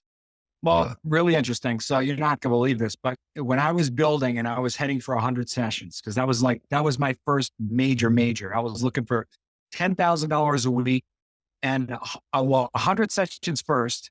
And then I was going to bump my rates up to get me 10,000 a week. So I was, it would be $75 a session, 100 sessions, $7,500 a week, dribbling up to 110, 120, and then bumping my rate. Okay. So that's my plan. During that period of time, once a week only, because I figured if I had 120 clients and 10 of them canceled that week or went on vacation, I wouldn't feel it. Like I wouldn't care. I would be grateful for the break. Okay? Right. So that's what once a week and the simplicity of my scheduling and my rates and policies. Back then, I did a rates and policies thing. It was, you were only buying 4-session packages because I didn't want 8 sessions, right? I locked them in because I'm trying to make a point, 15 minutes once a week. So there's no reason to offer twice a week, right? Even though there was, but I didn't. That was number one. Number two was I would tell clients, listen to me, and they would see me moving like a freight train. There's 4 or 5 clients in a waiting area for me, and I'm going at a pace. I don't have time to chat with you. And if you chat with me, I'm throwing you out and I'm not signing you up, right? Because I know you're trying to waste my time. I am in building mode. And I would tell a client, listen, I'm only going to say this once. If you were to schedule an appointment with me for next month, hey, Pete, I'm busy for the next 4 weeks, but on May 5th, I would like 3:00. You got it. If you call me tomorrow and say, I was wrong about that May 5th thing, let's make it May 6th. I'm charging you for the May 5th, even though it's 4 weeks in advance. There are no cancellations or moving appointments. Are we on the same page? No, that's unreasonable. Then find another trainer. Boom, out the door. That's how aggressive I was. I literally, if you can't make it so it was a week, hey, Pete, I'm giving you a week's notice. I don't care. Like I put this aside for you. You can see because you're operating from a position of strength, because you were like hugely strong, right? Yeah. Now I'm to the point where I reached this goal and I got to start bringing trainers in. Now I need a 24-hour cancellation policy because the trainer is not going to be able to enforce what I just did. A trainer can't go around and say, if you do this, they're like, screw you. You think you're Pete? They'll walk all over you because you're new and you haven't paid your dues yet, right? So I said, okay, 24-hour cancellation. If it's time stamped at 25 hours, there's no charge. And I would tell them that this is it. We've got text, we've got email, we've got voicemail, all timestamp things. If it's 24 hours and 1 minute, no charge. You're fine. If it's 23:59, there's a charge. And I don't want to hear it either way. Okay. Okay. Fair enough. No, You know, I agree. I do largely agree. I I just think will it's tell you one fascinating. more. I had a client walk over a trainer with, "Oh, I can't make it now. Can you schedule on me an hour from now?" And, "Oh no, actually that turns out I'm still late. How about tomorrow?" And really jerking the trainer around. And the trainer came to me and said, "What do I do?" I'm like, "Charge, charge, charge, charge." Right. Client comes in for the next appointment, which is like two, and they think, they think they've got like two or four or six left. Right. And the trainer says, by the way, same time next week? Yes. Oh, you're starting a new block of sessions. I just paid for this block of sessions. Yeah, but you canceled 3 times. Oh, I want to talk to Pete. Okay. And the trainer stepped back as if, that's easy. God bless you. And I walked in. What's the problem? I knew what the problem is. What's the problem? Well, he charged me and I leaned in. Did you jerk the trainer around 3 times? Well, was anybody dying? No. Then you're charged. If you don't like it, you need to find another trainer or another studio. And I put a gun to their head and they quit. He didn't put a gun to their head, literally. I put a gun to their head No, I know. and they quit. And I told the trainer, Yeah. get a new client. We will get somebody to fill in the spot. Tell everybody. Okay. Maybe I didn't even describe that was a metaphor, but there you go. Yeah, it's just, I don't know, Pete. Like, I really, I love some of this because I think like I can be potentially quite weak in a lot of these scenarios, and it's like giving me the confidence and some insights into how I can like be stronger. But I feel like you are such the other end of the spectrum, and I almost feel like it's a Manhattan culture thing, right? I mean, I've never been to New York City, and I would love to one day. It just fascinates me. But I feel like it's such a cultural thing. Do you not think that there are like, obviously we got people listening to this who run studios all over, well, mostly America, but all over the world. And they come from different places, different attitudes. Do you not think there has to be some sort of a modification there, or do you not think no, this is the way it's good? If you are operating from a position of strength, this is how you operate, regardless of where you are. As people, the only thing you didn't bring up is the fact that I'm Italian. I mean, you went with the New York thing and the American thing. You Yeah, throw in forget the that. Italian thing, right? And the metaphor. Maybe he did put a gun to his head. Right, yeah, maybe it wasn't a metaphor. It's Yeah. my personality is my personality. A lot of my personality comes from my experience. And Okay. and a lot of this was built on how pissed off or defeated I was from when it wasn't going well. And I was trying to go from 10 sessions to 12 sessions and make no money.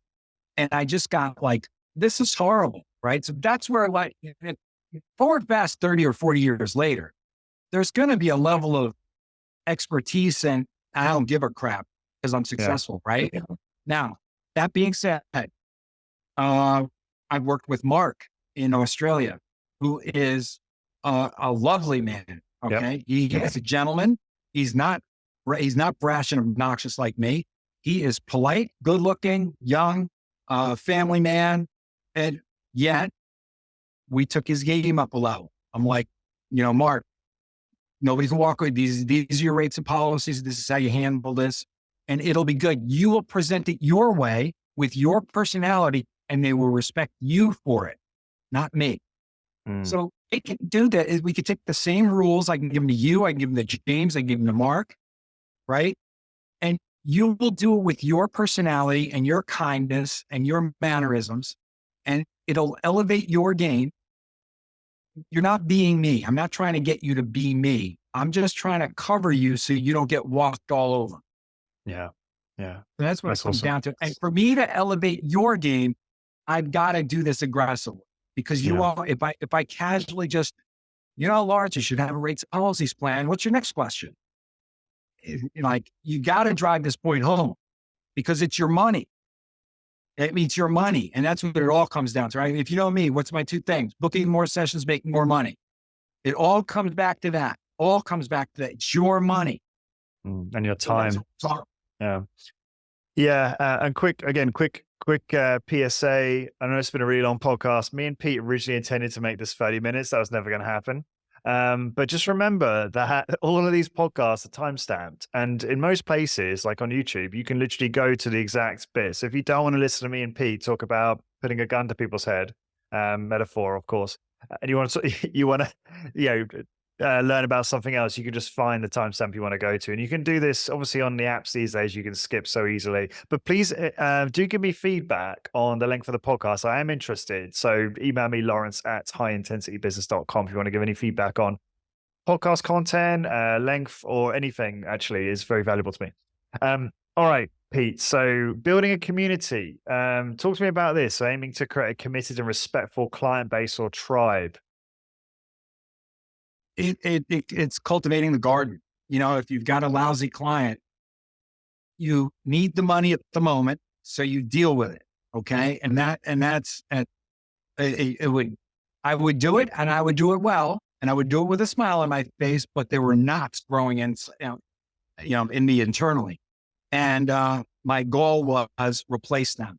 So build, and then go back and either put them in their place and get them in line, or cut them loose. But you're building a guard, you're getting a tribe. Ultimately, you want, and I asked this, I have a nutrition business, and I asked people that want to join me in the nutrition business, do you have two people only, that will follow you through fire and not question you? That's the tribe you're looking for. You're looking for people that just, I have clients that if they would walk in the door and I said, hey, I got rid of all the Medix equipment, we're going to use rubber bands this week, they would have been, well, obviously you think that's good. So, okay. Mm-hmm. Those are the clients that ultimately, towards the end of my career, I had 100% of those people in my studio. We could, hey, we're all standing on our head this week. Okay, where do you want me? That's the response I got. 30 years earlier, rubber bands, what are you, cheap? Like everybody has, that's not your tribe. You didn't build your confidence level. You didn't build your business. You're not operating from a position of strength, and you got to deal with losers. But we all do. I did. I had plenty of losers. I had plenty of people I wanted to just bury. I had plenty of people I couldn't wait to cut loose, even if they paid me triple. You know what? You are not worth my time. You took enough out of my life. You're gone. I had a reputation for firing clients at some point. It was great.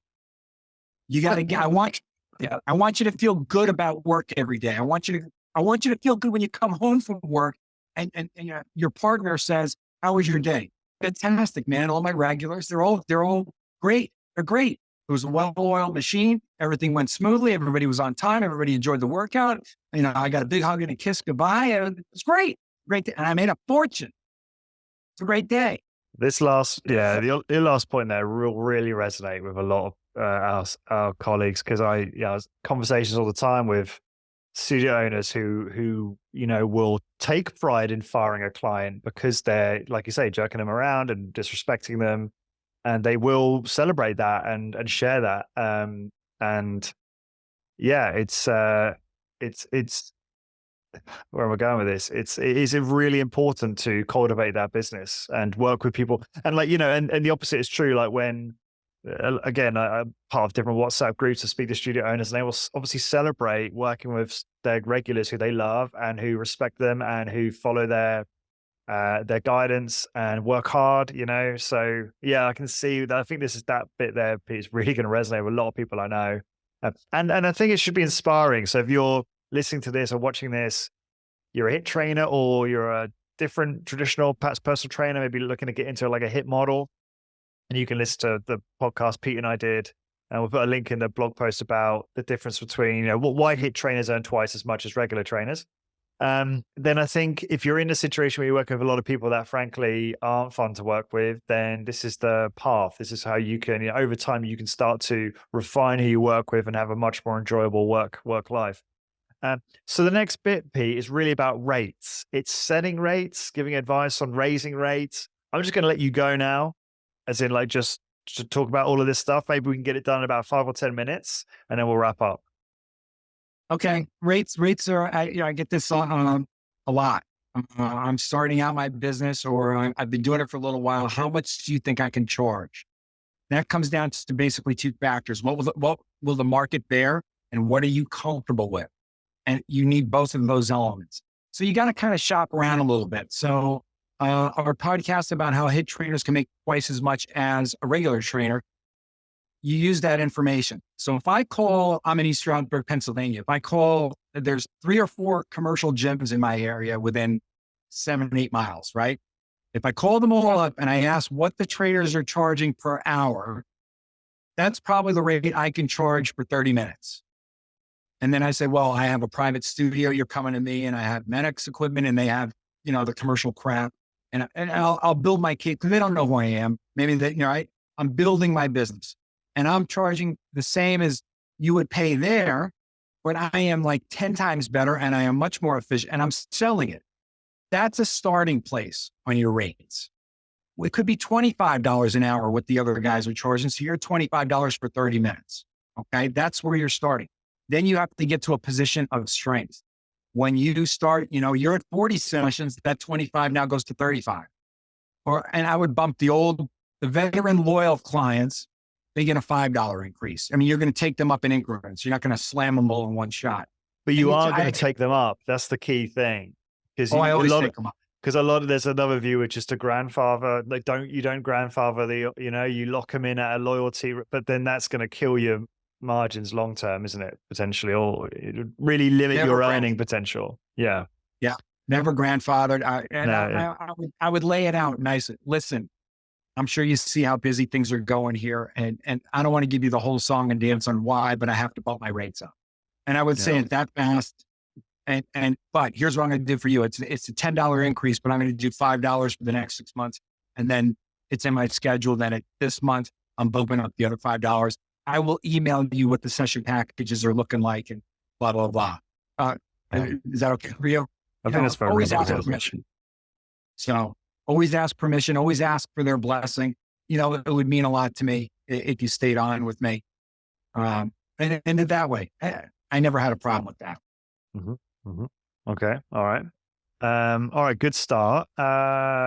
Okay. So you talk about setting rates, the factors, market tolerance that's what you were talking about in terms of like, look at the personal trainers around you, charge them, but do 30 minutes. I think that's been shared before in a podcast actually by some of our colleagues. That's a nice approach. Adjusting rates based on local economy as well. So you mentioned about demand. So as you you can raise rates, hike rates up over time, hike up founding customers at a lower rate still, but you didn't really talk about local economy there, or did you? In terms of like, I did, but I'll throw something else on top of that. Let's say your local economy is $25 an hour. Oh, I see. Sorry. Yeah. And you start at $25 for 30 minutes. You're not locked into the local economy. That's your starting place. So now you get to 40 sessions a week and you want to go to $30 a session, right? You can do it and now start to separate yourself from the local economy. So even in New York City, where the local economy was massive, right? You're getting $100 an hour trainers, but are they booking a lot of sessions? Usually not. The $100 an hour trainers were getting 20 a week. Maybe they were getting 30s, maybe. They're doing hours. Mm-hmm. And here's a big thing, which I thought was funny. And this is all trainers in every market, was you start BSing with them on the side on a lunch break. And that's my favorite client. They're a little bit of a celebrity. And I give them an extra 15 minutes every once. I said, like, so 75 minutes you give them for that $100? Like, yeah, isn't that what you do? I'm like, no, I shave it down to 13 minutes. Like, no, the opposite. And they're like, what? Separate yourself from the economy. You can grow out of the economy and still grow your business. Mm-hmm. You just have to be strong at every stage. It has to be a necessity. And it'll happen. Okay. Don't do it before that. That's the next question I get. Hey, Pete, I saw your podcast with Lawrence. I'm cutting back to 15 minutes and I'm going to charge $125. No, you're at 12 sessions. You had some of those. Have you had some of those questions? I haven't had those. I'm like, how many sessions? That's hilarious. Well, I'm only at, I love it. I'm hoping to break 20, but this will get me there faster. No, it won't. It'll get you to 0 real fast. You're not. And why is that? Why is that? Is that you've got to pay your dues? You got to build up your skill set. Got to have the demand, right? Interesting. Yeah. I started at $25 a month. Yeah. Wow. Basically, you got me for free. So we're not adjusting for inflation there, guys. So adjusting for inflation, it's 27. 27. It's It's embarrassing. It was not successful. It was my first gym, South Shore Muscle and Fitness, 1986. And I opened up a commercial gym to look like a private gym.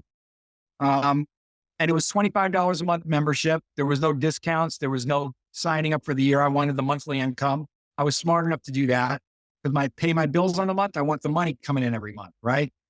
And if people came in and say, "Hey, would you write me up a workout?" Sure, no problem. Would you write me up a diet? Sure, no problem. Would you train me? Sure, no problem. Like, I'm bending over backwards to get to $25 a month. I'm not operating from, I am operating from a position of begging. I hope I make the bills this month.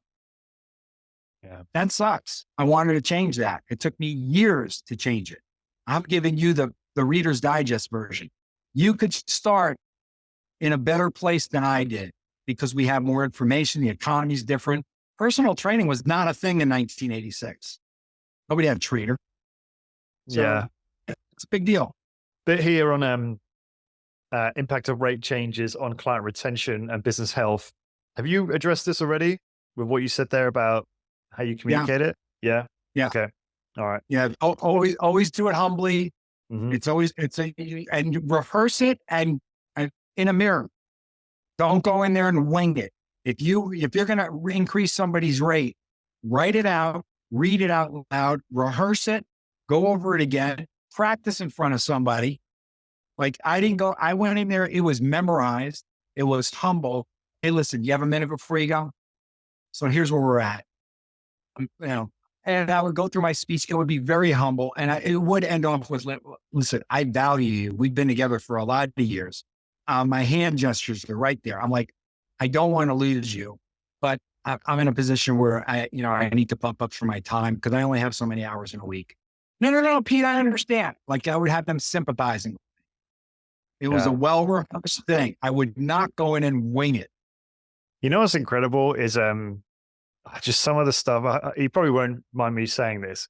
You spoke with Owen Dockham recently, Live Oak Strength, great guy, one of my good friends.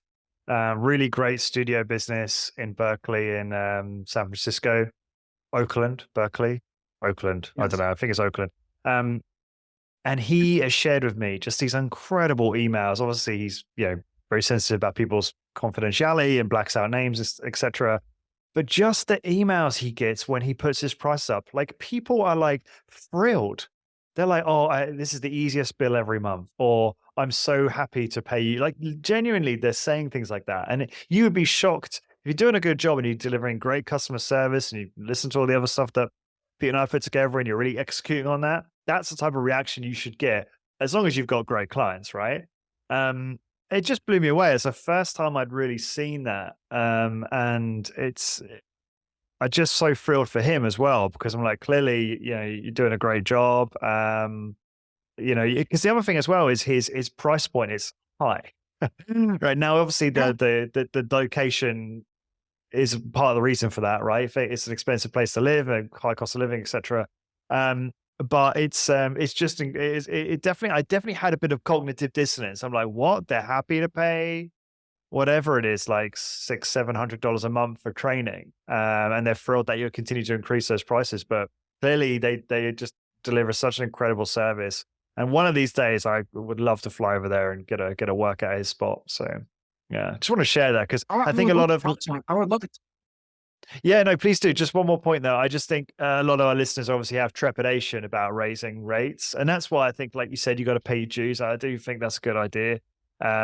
And I just want to give those confidence that, look, your customers, if they're a good fit for you and you're doing a great job, they're going to be quite happy to spend more as long as, it's a reasonable rate hike. But yeah, sorry, please share your thoughts. Yeah. No, so Owen Dockham, and you and I do not mention names unless we thought it was respectful and the person wouldn't mind. And I just met Owen last week, and I could tell you just from our Zoom call and meeting him, he is loved by his clients, probably anybody that bumps into the guy.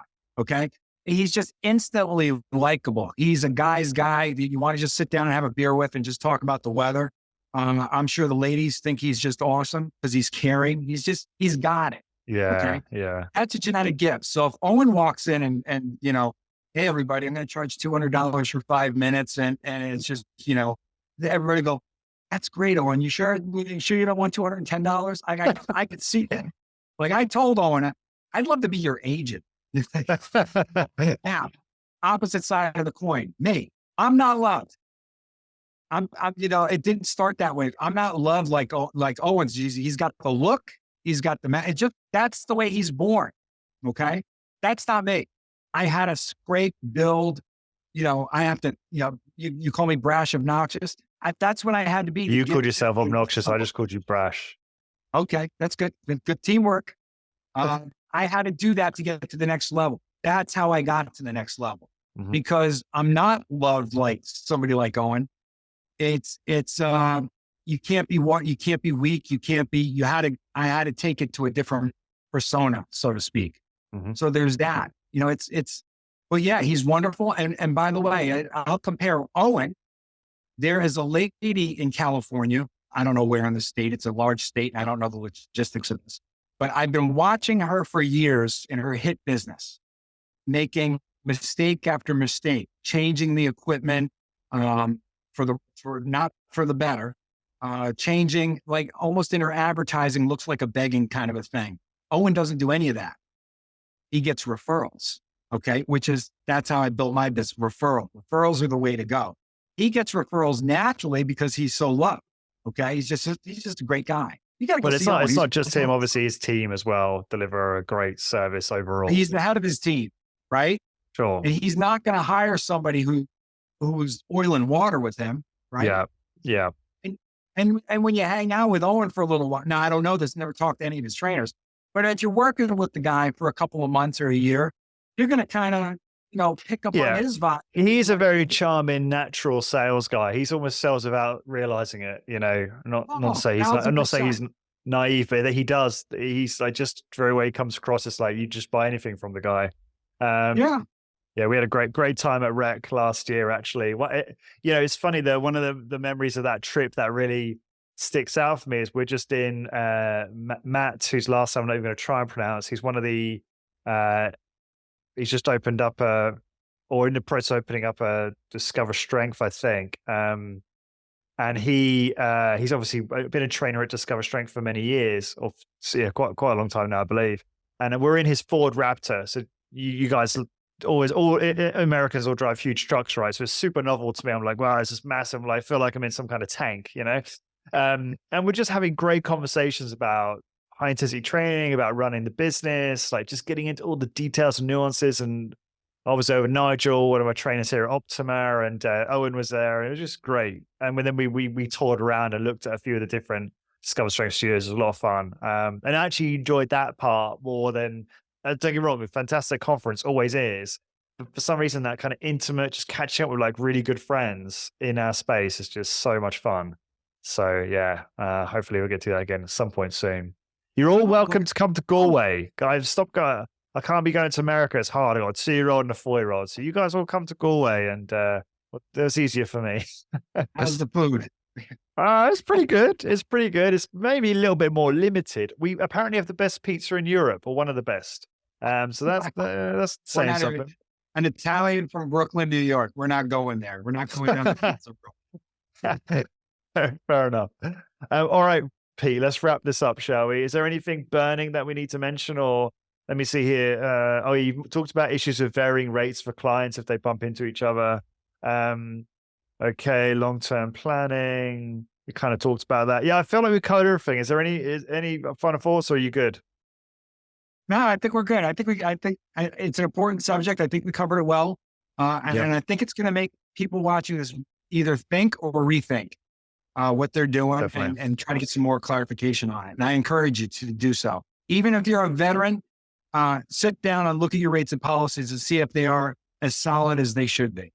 Yeah. Thank you, Pete. Yeah, it's been a great episode and I really think it's going to be so helpful. If you want to obviously connect with Pete, you can go to his Facebook, Pete Cerqua, Cerqua. But if you want to get a hold of that free high intensity training business consultation with Pete, normally valued at $625 an hour, but it's free with Pete. You just have to go to highintensitybusiness.com/coaching and you can just register there and then I will get in touch and I'll schedule that for you. It's this great opportunity. I'm not going to probably need to sell it anymore, but effectively, this is where you're sat with Pete for an hour over Zoom, and he is going to talk about your business, learn about your vision, your goals, your challenges, help you get over the constraints that you're currently facing so you get to the next level in your business. Amazing offer. And finally, to get the show notes for this episode, please go to highintensitybusiness.com. Just search episode 457. And until next time, thank you very much for listening. This episode is brought to you by Imagine Strength, your go-to for safe, simple, and effective high-intensity training equipment. Growing a successful high-intensity training business requires workout equipment that's not only high quality, but also intelligently designed to fit the unique needs of your studio. And that's where Imagine Strength comes in. Drawing on the wisdom of the legendary Arthur Jones, Imagine Strength has crafted a groundbreaking line of fitness equipment that's as affordable as it is efficient, giving your studio the upgrade it needs without breaking the bank. The team at Imagine Strength breathes HIIT. Their passion for high-intensity training shines through in their designs, which they've consistently refined and innovated for optimum effectiveness and user experience. From my personal experience at Rec, I can attest to the careful consideration and craftsmanship that goes into every single piece. My Imagine Strength workout was absolutely brutal, in a good way, of course. Now, what makes Imagine Strength truly stand out? They have innovative equipment tailored for the unique needs of HIIT studios, affordable and efficient designs, lowering the barriers to entry for a HIIT business, continuous innovation and refinement ensuring your studio stays ahead of the curve. Founder Jeff Turner and his team are dedicated to moving the HIIT industry forward and making strength training accessible to more people than ever before. Here's how you get started. Number 1, visit imaginestrength.com. Number 2, discuss your specific needs with the team. And number 3, select the equipment that will propel your business to the next level. Head to imaginestrength.com today and give your HIIT business the Imagine Strength edge. Be part of the HIIT revolution and see firsthand how their unique equipment can transform your studio's workout experience. Elevate your HIIT business with Imagine Strength. Let's go.